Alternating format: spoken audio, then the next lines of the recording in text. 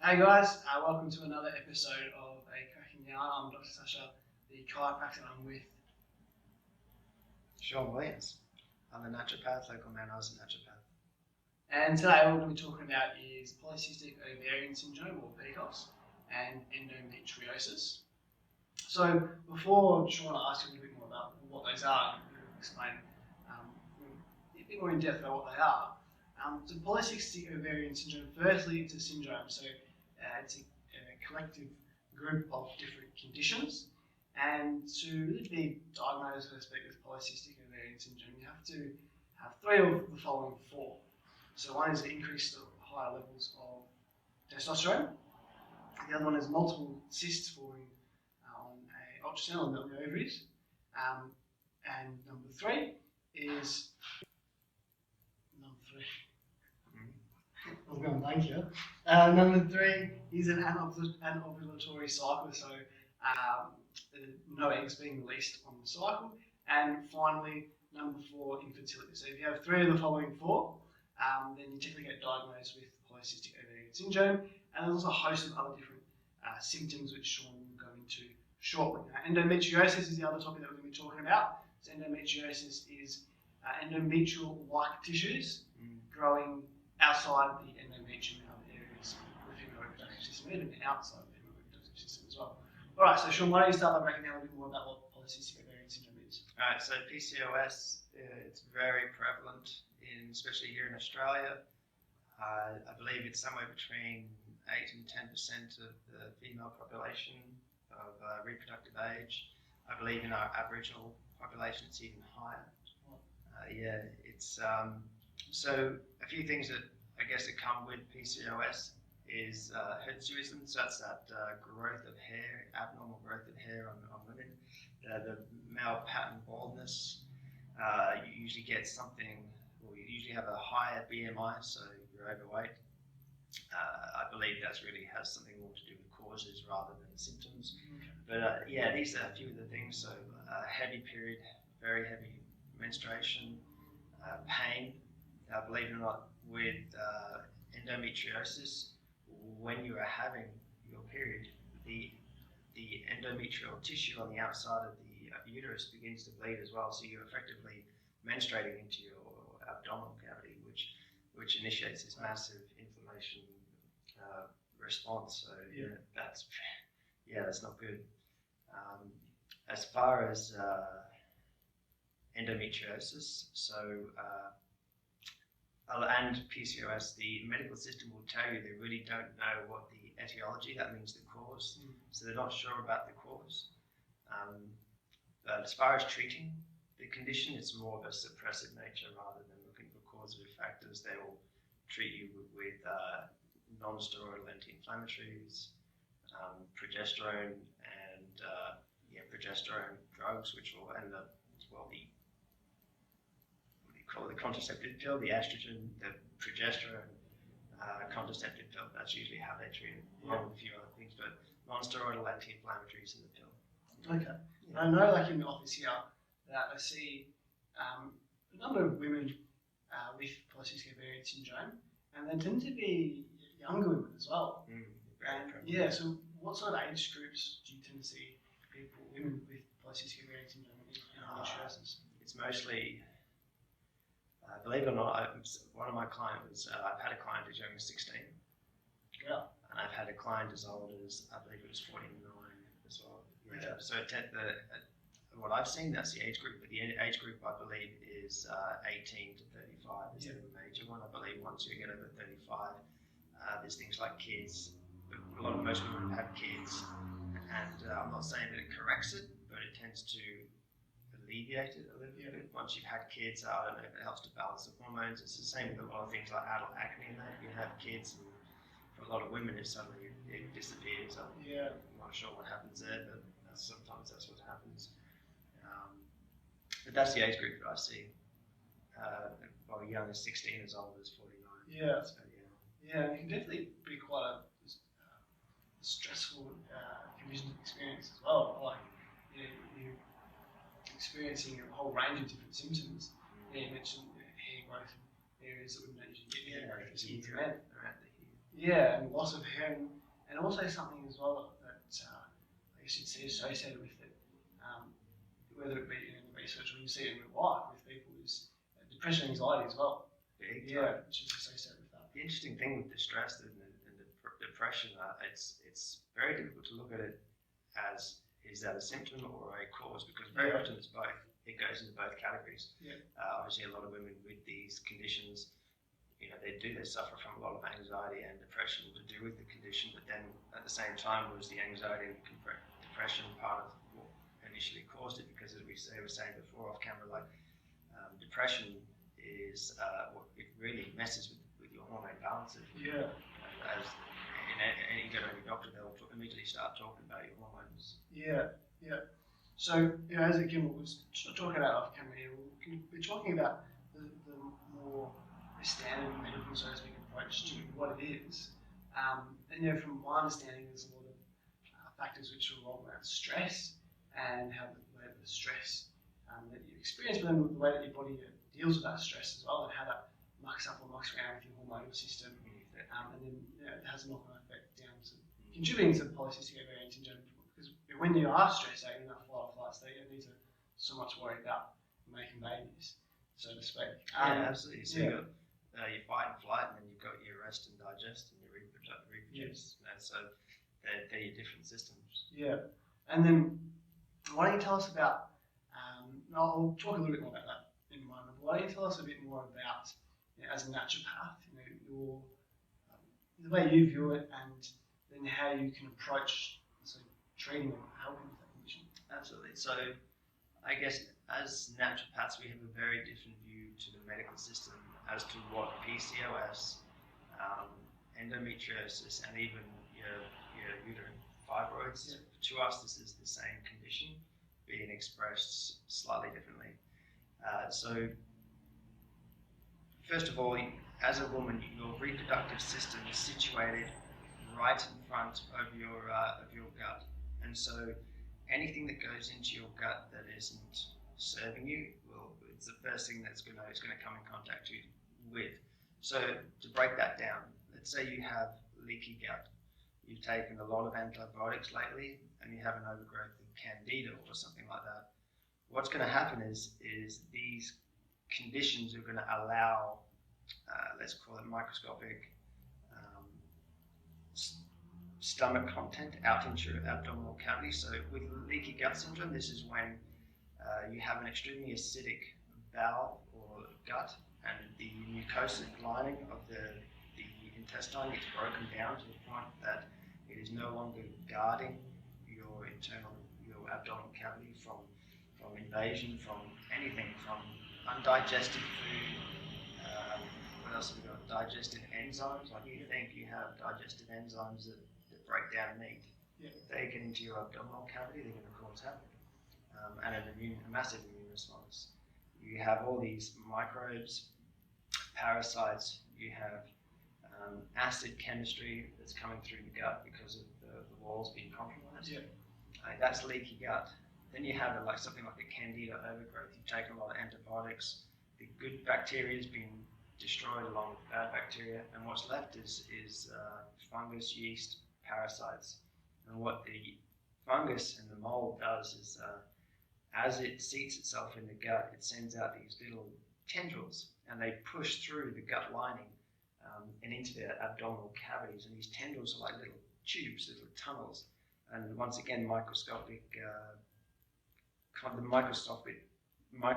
content of your stomach and your bowel is allowed to push or make its way into the abdominal cavity again. And once again, where your reproductive system is, it sits directly in front of the small intestine, the sigmoid, the rectum, and the anus. So effectively, anything that's coming out of there is first thing it comes in contact with is your reproductive system. So that's why we see so many issues with female reproductives, and we don't see it with men. Obviously, because our reproductive system is on the outside, and yours is literally sitting up against your bowel. This is why we get uteruses welding themselves to the bowel, that's when you get adhesions. Yeah. And that stops with that peristaltic action, the squeezing of the bowel, pushing the food through the bowel. When you have an adhesion, so let's say your reproductive system, or let's say your uterus is sitting here and it's welded itself to part of the bowel, it's going to interfere with that peristaltic action. It's going to cause constipation and all sorts of problems. So yeah. So so going back a little bit, because I went on a bit of a tangent there, and I apologise. But what happens is, what we believe in the naturopathic industry is that polycystic ovarian syndrome and endometriosis is an acid condition.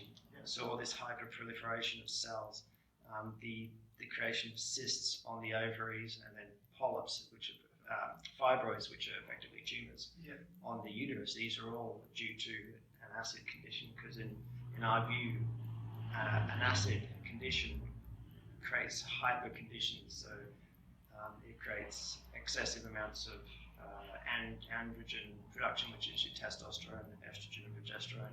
Yeah. And so it creates a lot of this because the acids overactive. They create overactivity. Acids mutate cells, so you have tumours. They make the body excrete a lot of mucus or phlegm in the body, so not necessarily coming out of your mouth. That's what the immune system does when the white blood cells come to that area to try and deal with invading pathogens and microbes and all these other stuff that's coming out of the gut.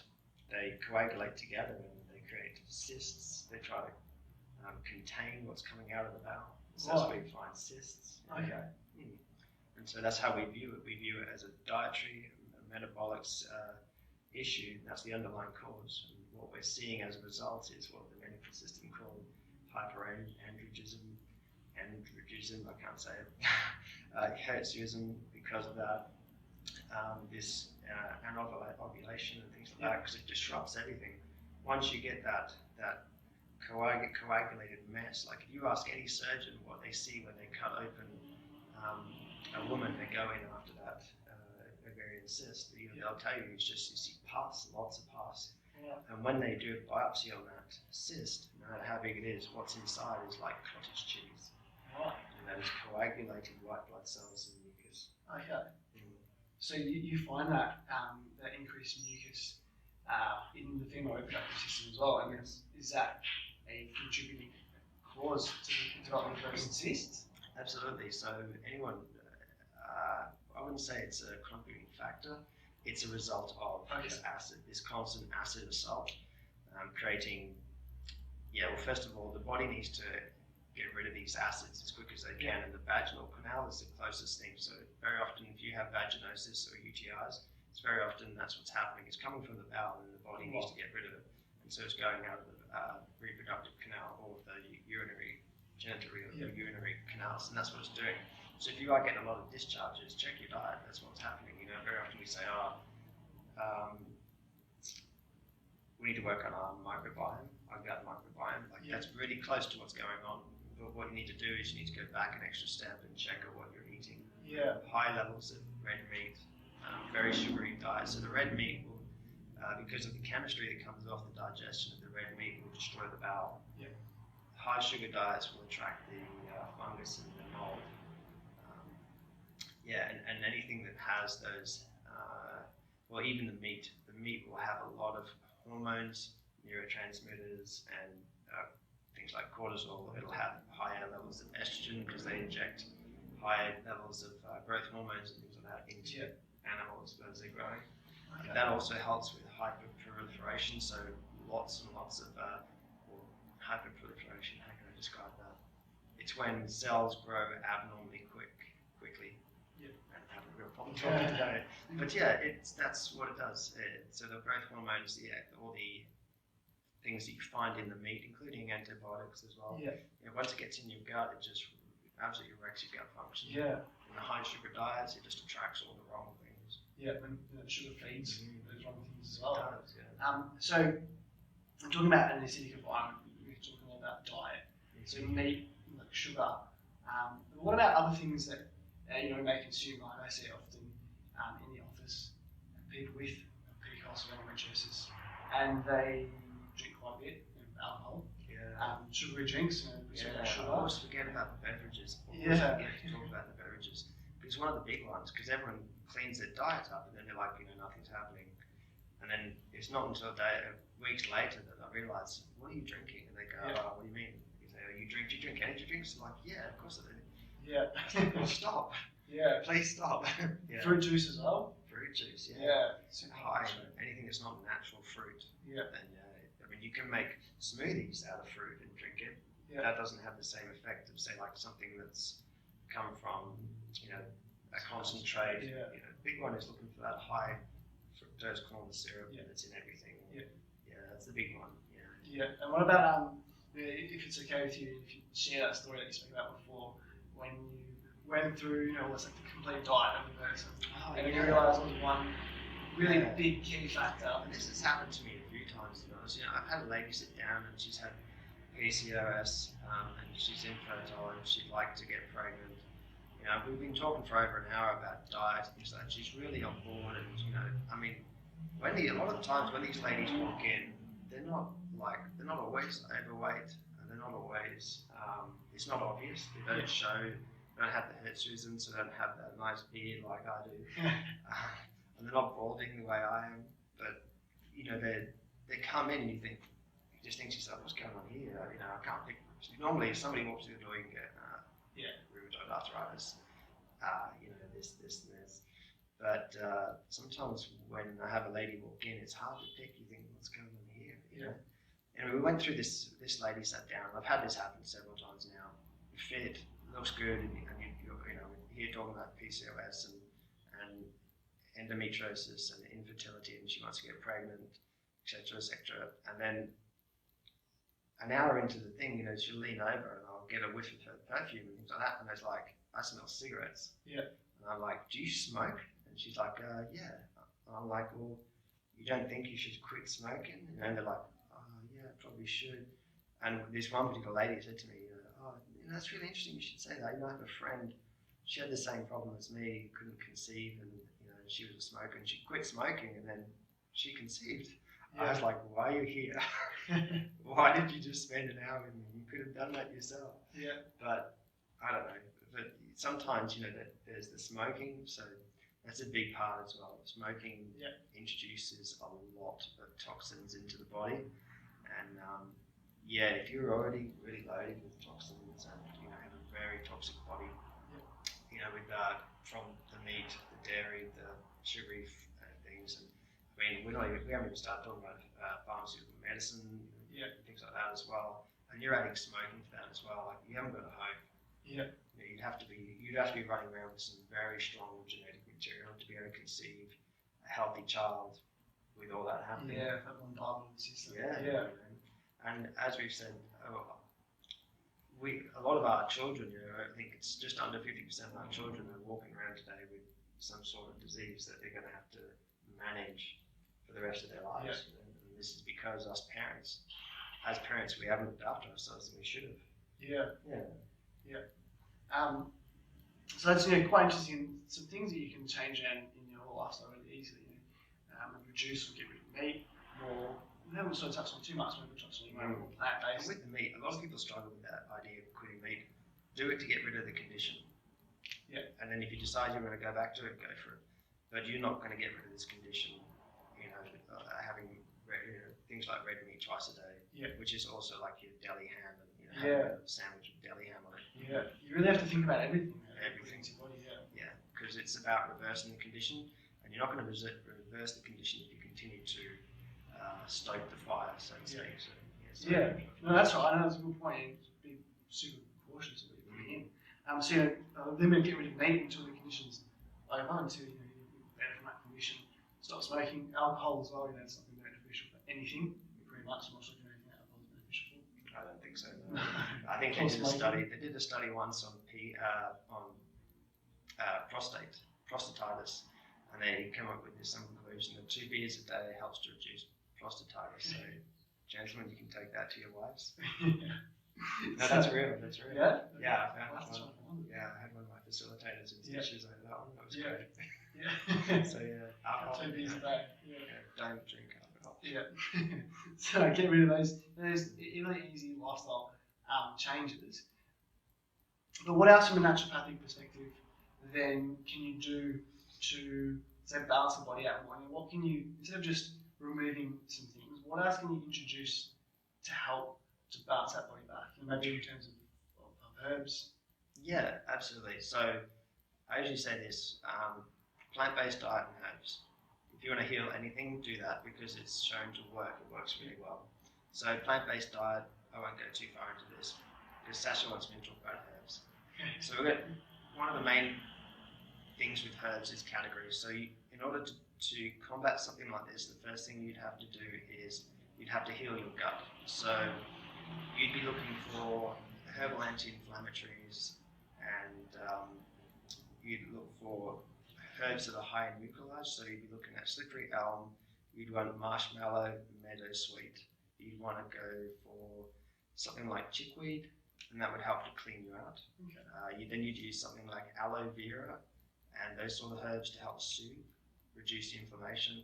Because what you want to do is you want to rebuild the microbiome, which then brings us into probiotics. And you want to rebuild the mucosic lining of your gut, which is usually done, which the body will do naturally. You don't really need to help it, but herbs do help. The next thing you want to do is anti-inflammatories. So you have like echinacea, you have big anti-inflammatory ones. There are a lot of anti-inflammatory herbs in the herbal pharmacopoeia.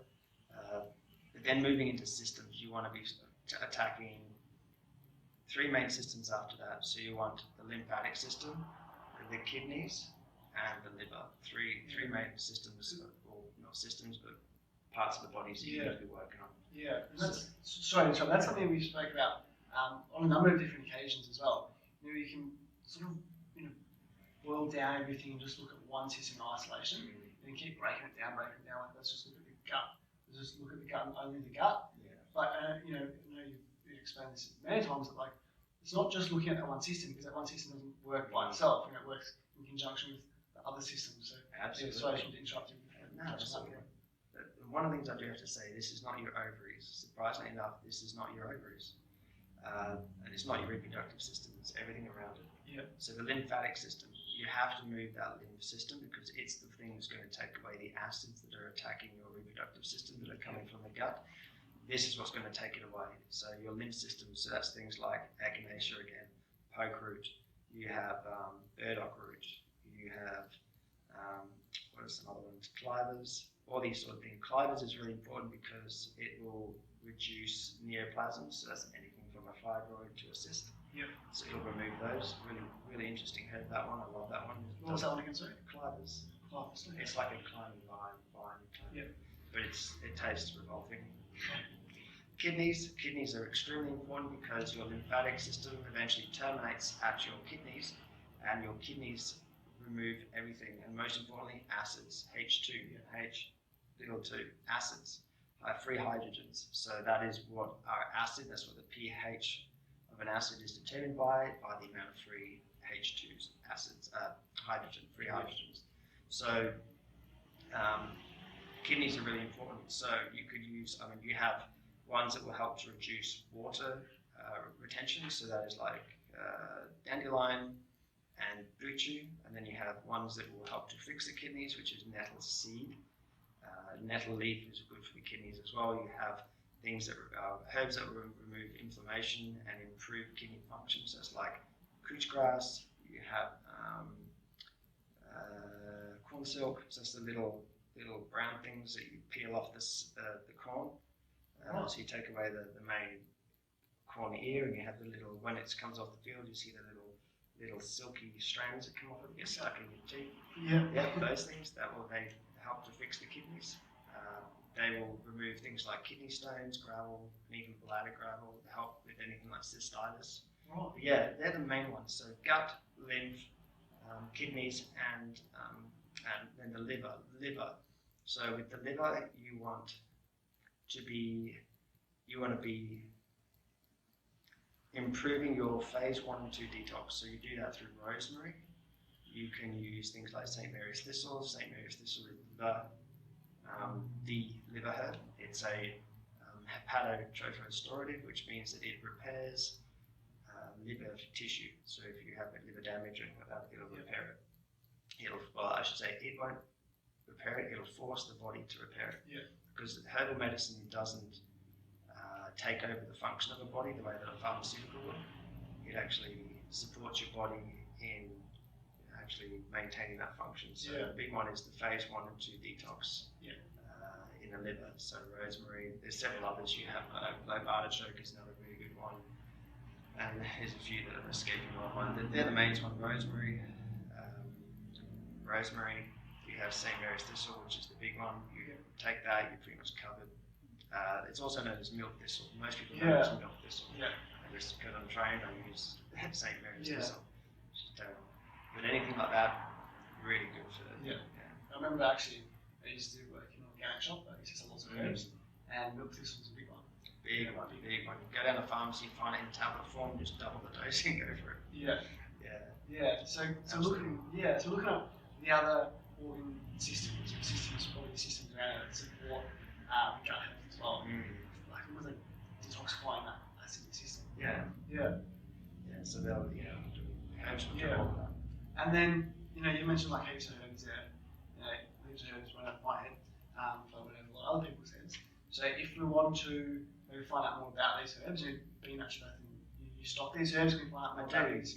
And help people along the process of that. What I actually did was I developed my own products based on body systems rather than diseases, and so you can treat using the products. You can treat your body systems. So if you have something like PCOS and you want to treat your lymph system, you want to get your kidneys filtering, liver going, and you want something to help heal your gut. Like all 4 of those products are there. You've got inflammatol, you have hepatics, you have lymphex, and then you have filtrate. They're the 4 products. They're all on my website. So. Awesome. What's your website again? SeanWilliams.com.au. Awesome. Sean stuff like that. And I guess another thing with treating, let's say like a system opposed to a disease, if you've got other issues in that system as well, then you're not just going to say, let's treat the systems, those 4 systems that we spoke about, and help with the PCOS. If you've got other issues going on as well, and if you treat those systems, then there's other issues that you're going to restore back to all those other conditions are going to sort of become more negative as well. Absolutely. What I've found is that a lot of ladies with a reproductive issue usually comes along with a gut issue as well. A lot of us, have had very heavy antibiotic use in the past for whatever reason they've had to use them. Sometimes from childhood, it hasn't always been something recent, but they've been on antibiotics for a long time, and so gut function. Believe it or not, I know it sounds very redundant, sounds very arbitrary, but gut function is so important. All disease starts in the gut. And PCOS is no different. It starts in the gut. Okay. Why don't we touch on one more aspect that may contribute to cystic ovarian syndrome, whereas the conditions of stress. We spoke about stress in our last talk, how it affects the immune system and causes inflammation. And we know that when we are stressed out, we fire off that hypothalamic pituitary adrenal axis, which is there's that chemical connection between your nervous system and your endocrine system. And then as a result, you get an increased level of cortisol, which is that stress hormone. And why don't you share a little bit about how stress affects your the health and the function of your different organ systems, also how it may contribute to PCOS and endometriosis, and a bit about cortisol as well. Absolutely. So as soon as you're in your fight and flight mechanism, blood flow is the big thing. So your body immediately reroutes all your blood, or majority of your blood, into muscles, brains, eyes, and the liver. So a lot of your digestive function goes out the window. A lot of people who are in that chronic low-grade stress all the time have a lot of gut function issues. They're constipated or they're having diarrhea, and usually depending on the type of stress. So if you're somebody who is a supervisor and you're very stressed, you might find that you're having diarrhea in the mornings and that sort of thing before you go to work, because your stress becomes so well, it peaks in the morning before you get to work. Yeah. You know? And then once you get through the day, you're okay. But these are the sort of things that stress will do. They'll interfere with your gut function. It'll elevate your blood glucose levels. Yeah. And that's not good as well. So create a more acidic environment. Yeah, definitely. You talk, like I've said before in other videos, you talk to diabetics about the amount of infections they get. And then you compromise your immune system, because your immune system's constantly fighting off, pathogens, and all these other things as well. Talk to anyone, they're constantly dealing with it. They're constantly taking antibiotics, and then that just creates that vicious circle again. You take antibiotics, you wreck your gut function. So but cortisol is what does that. As soon as you produce cortisol, as soon as you start producing that excess amount of cortisol that's associated with stress, blood glucose levels go up. You were talking about some good cholesterol as well. Yeah. So, and I like the example. It makes a lot of sense. If you're running away from something that's trying to eat you in the jungle, you're not too worried about making babies. Mm-hmm. You're not too worried about. Well, you need more sugar, right? You need more sugar to fuel your muscles as well. So blood sugar's going to increase as well, and you actually need that increase in the stress hormone. So we're talking about the cortisol steal pathway, because cortisol is a hormone that's made up. One of the large components of cortisol is cholesterol. Cholesterol. LDL cholesterol. Yeah. So then to create more of the stress hormone cortisol, you need more cholesterol, and you sort of steal that cholesterol from we take it away from being able to used in the production of other hormones. Yeah, like testosterone. Yeah, testosterone, progesterone. Progesterone. Yeah. Big one. Yeah. So we were talking about estrogen dominance, the increase in estrogen as a result of the imbalances between the hormones and how that factors into your stress as well. Mm-hmm. So why don't we just spend a moment talking about the estrogen dominance, the balance between estrogen and progesterone, and then from your perspective, why that might not be so much just the underlying cause of polycystic ovarian syndrome. Excuse me. So basically, when you're in a stressed condition, or when you're in that long-term fight and flight mechanism, what's happening is your adrenal glands. So that's your stress organ. When we talk about stress, I immediately start thinking adrenal glands, because that's where all your hormones, or most of your hormones, come from. And if that's not the case, it's usually the organ that produces the precursor hormone for your hormones. So, for example, the adrenal glands, they produce the precursor hormones for testosterone and estrogen. Yeah. And so, if that thing's running overdrive, you're going to have a lot of estrogen and testosterone, which is what we see in PCOS. Yeah. And not much in the way of progesterone, because progesterone is the balancer. So you got on one side of the scale, you have excuse me, choking. You have testosterone and estrogen. Thank you for the coffee. So you have testosterone and estrogen. On the other side, you have progesterone, and they balance. So progesterone is like the balancing hormone for the other two. Yeah. And so if you have, that's why in PCOS they'll give you progesterone to try and balance out that estrogen excess. But in stressful situations, or when you're in a stressed out condition, long term, you will have elevated estrogen levels due to the fact that your adrenal glands are constantly pumping out these things.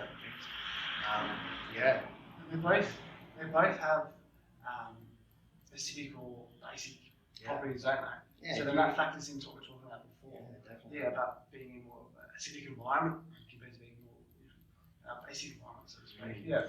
Now, it's never been tested, but if I honestly believe that if you got testosterone and estrogen, you got one of those litmus papers, the pH testing papers, and you tested it, it would come back acidic. Yeah. And I honestly believe that progesterone is an alkaline hormone, because it balances them out. It's the balancing hormone. It's you look at the female ovulation cycle, it's estrogen and progesterone. Yeah. The estrogen is for releasing the ovum, and then progesterone is for getting the uterus ready for implantation. Yeah, so there's like a balance, and even in men it's the same thing. It's exactly the same thing. Yeah. Progesterone is there in men as well. Yeah, and we spoke about, or you spoke about a lot more before that, the diet, being acid, an acidic environment, not being congruent with healthy systems, and pushing towards more of a disease state. And from my understanding about the hormones and the balance between the hormones and the stress, which I'll break down in a moment, might not be really too, it's important, but might not be the underlying cause, because you can change the outcome with diet. So, from what we've learned in different areas of study is when you have a high stressed out state, the more cortisol that's being produced, your HPA axis, which you mentioned before, is firing off more, so to speak. And then you get an imbalance between some of the hormones that get released from the pituitary gland. So it gets the hypothalamus, the H part of the HPA axis, the pituitary gland, which is like the master gland, like controls. The hormone release from all the glands in the body. And then the adrenal system, which Siôn just spoke a little bit about before, the adrenal glands. So with the phases of the egg being released and going down different phases, the pituitary gland has a big part to play in that. It releases the follicle stimulating hormone, and in conjunction with the luteinizing hormone, which also gets released from the pituitary gland, which then play on the female reproductive system to prepare the egg for ovulation, and then to help the egg to mature and then to get released. So when you're in a stressed out state, there's more stress when you're more of a flight or fight response, when your sympathetic nervous system is wound up, and less stress digestive yield. Because of the effect on the body, then what seems to happen from what I've learned, which plays a factor into it. I'm sure it does, but maybe not as big as what we thought. Then the luteinizing hormone doesn't get released, and therefore the egg doesn't mature and forms a cyst, polycystic ovarians. However, balancing up the system, and then the cysts produce more, from what I understand, produce more estrogen, and then you get that imbalance of estrogen dominance, the imbalance of estrogen and progesterone. And again, because more cortisol in the body takes away the cholesterol, which is used for the progesterone side of things. However, that's all good and proper, but if you don't get any decent outcomes, then it's not really practical. So you've had a lot of experience with getting a good outcome with changing the diet, like changing the acidity, stopping smoking, drinking. I'll go into that smoking a little bit. Now, smoking is really interesting. What Sasha just described to you about the hypothalamus, pituitary, adrenal axis, so I think I pointed to them, is that when you're smoking, a lot of that toxins are initiating this massive immune response in your mouth and nose, and then right behind your nose, nasal cavity right here is your pituitary gland, which is what releases all those luteinizing and follicular hormones. They basically, FHS and LHS. So that's what's really important in your ability to conceive. And so if you're smoking, you're effectively creating this, what is effectively a mucus response, and it just suffocates your pineal gland, which is just behind your sinus cavity. So the toxins are going through the wall of your sinus cavity, initiating a massive, let's call it a mucus response, which is the immune response, mucus, and it's suffocating that little pea gland, or slightly bigger than a pea, sitting right behind there, that's effectively responsible for sending hormone messages out to everything in your body. And so that's why when you smoke, that's one of the reasons why you suffer so much. I mean, obviously you're filling your body full of toxins, but you're also affecting your main master hormone producer.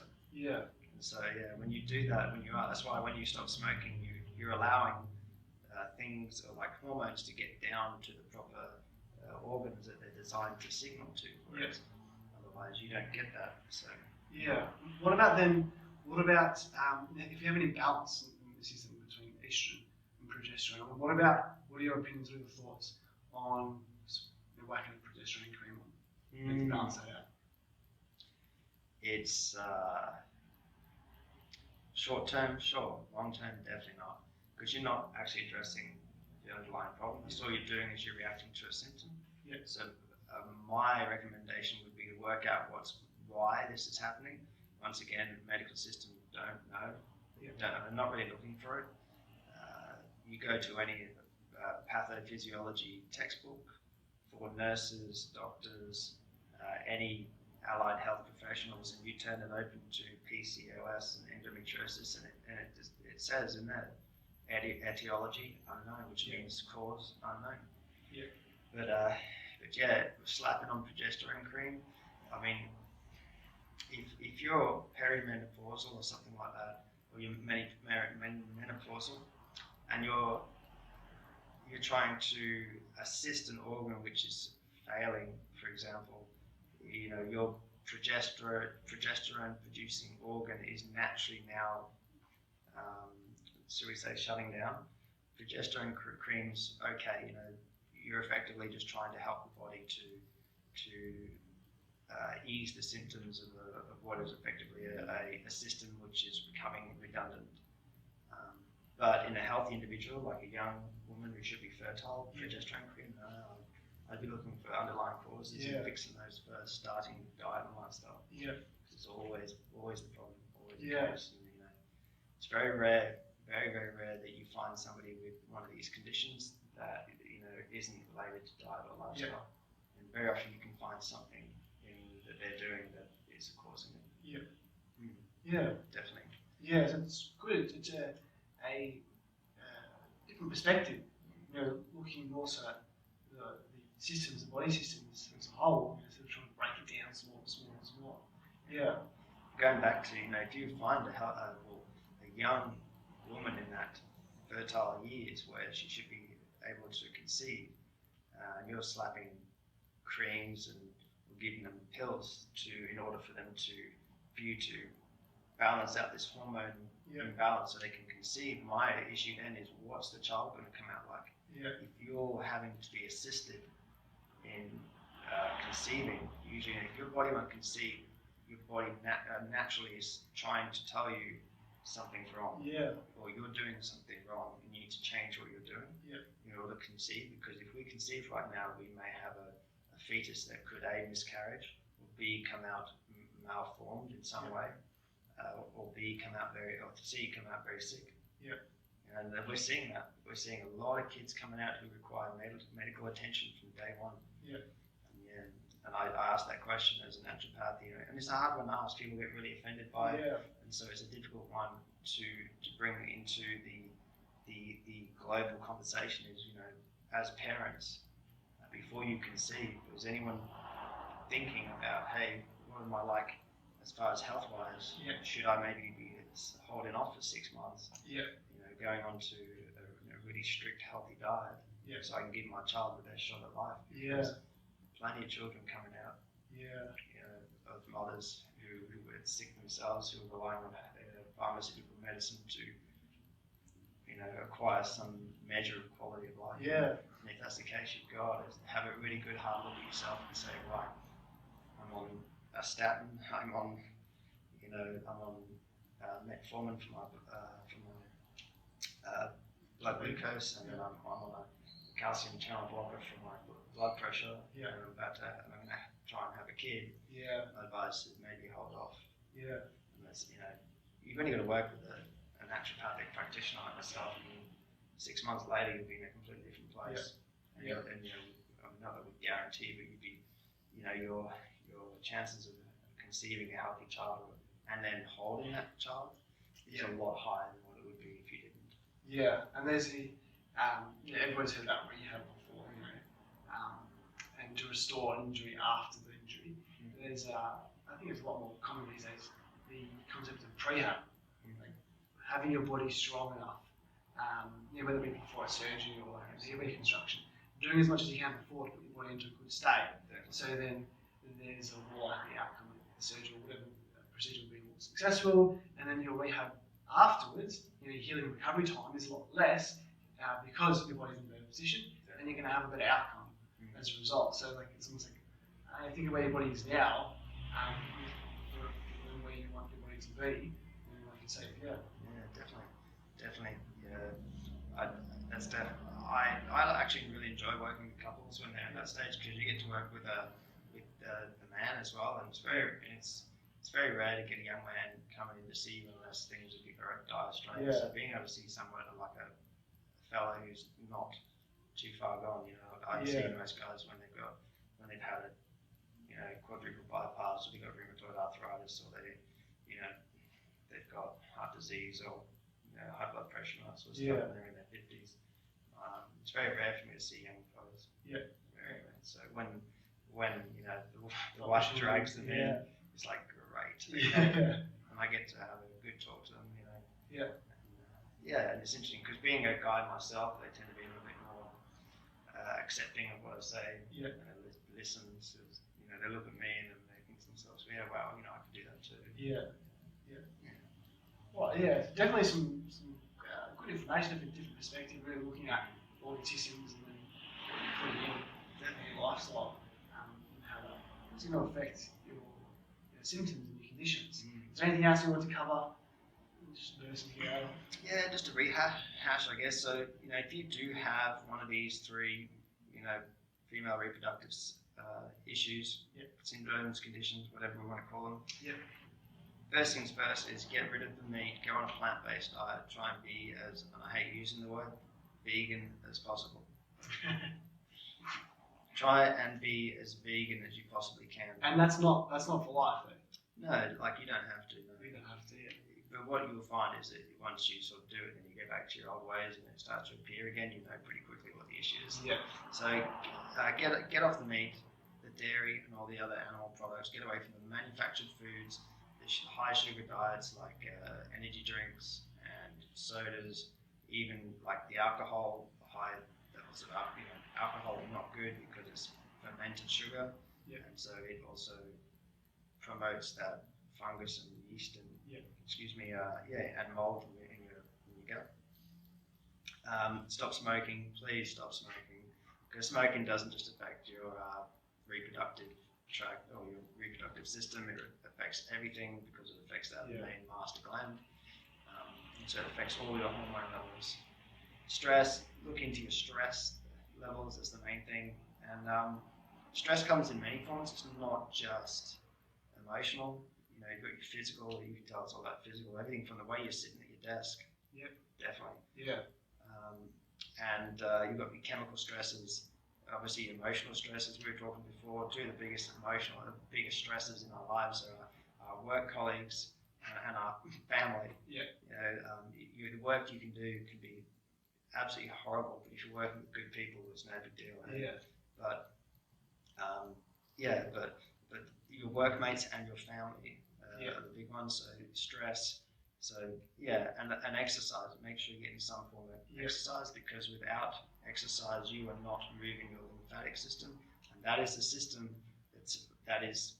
If we were to point at one system, the PCOS and endometriosis is coming from, it's coming from your lymph system, because that's where all your acids are sitting. Yeah. They're not sitting in your blood. Once they leak that gut through leaky gut or through the fungal infections and that, the first thing that acid hits is your lymphatic system and just spreads through the lymph system. And your lymphatic system is everywhere. It's all through your entire body, and it flows through your entire body the same way your blood does. Yeah. It just gets filtered by the kidneys exactly the same as the blood does. I think other than that, I think we should do some social media things. So do you want to tell everyone where they can find you? Yeah. So we did hear Siôn talk about hormones and herbs as well. So it's something, we're using a great word to facilitate that healing process. We're just going to create a healing process just to help your body. Exactly. As it I don't heal anybody. You're the one who do the healing. Yeah, exactly. That's just I'm just a facilitator. Yeah. I'll go off my own first. So you can find us on chiropractic, or you can find myself online. So share on our Facebook page here. So if you want to follow for future content or old content, like us, follow us here. Now that's just Facebook. Siôn has quite a few more things going. Okay, so I've got Facebook. That's under Siôn Williams Naturopath. So please like and follow me on there. You'll find that's where I put most of my content. Yeah. Because Facebook's sort of like the place to be at the moment. Yeah. Facebook loves its native content. I'm also available on YouTube. I have the Healing Humans YouTube channel. So please subscribe and hit the bell notification button. We also have a podcast as well. On that podcast, we pretty much talk about the same stuff as we do in the YouTube channels and the Facebook pages. But it's easy to listen to. It's available on all the major platforms. That's like Breaker, Spotify, iTunes. I believe it's on all those. So yeah, check it out. Yep. And I have a website, SeanWilliams.com.au. You can buy all my products from there. And you get to learn a little bit about me too. Yeah, so you can check out all Sean's products on your website. Yeah. And then if you want to go that step further and get the help from yourself, guided process. Yeah. You can book an appointment with me through my Facebook page. It's probably the easiest way to find me actually is through my Facebook page. If you message me, I'm usually messaging you back pretty quickly. Yep. And the website, you can go on the website and book an appointment as you can on the Facebook page as well. So Facebook page and website, you can book an appointment with me. Yeah, correct. There's quite a takes up quite a bit of information, right? There's a lot going on here. Absolutely. So definitely understanding if you want that guidance with Sean. Absolutely. Definitely. An appointment goes with me. An appointment goes for an hour and a half. Yeah. And you can't get a good holistic picture of somebody, and not just their condition, but them as a person, unless you're doing it. It takes like an hour and a half to do. Yeah. And it's usually sometimes it's like 80 minutes into a 90-minute appointment. I finally yes. Yeah. The penny drops and I understand what's going on. Yeah. As in underlying causes. So yeah. Awesome. All right. So check those platforms out. Otherwise, thank you for watching today, and I hope you guys got some more information, a different perspective maybe from what you're usually used to, what you had ideas around before. So thank you for watching again. Thank you for staying tuned, and we're going to have more information, more content on different topics coming out shortly. So I look forward to seeing you guys all in the future. See ya. See you later.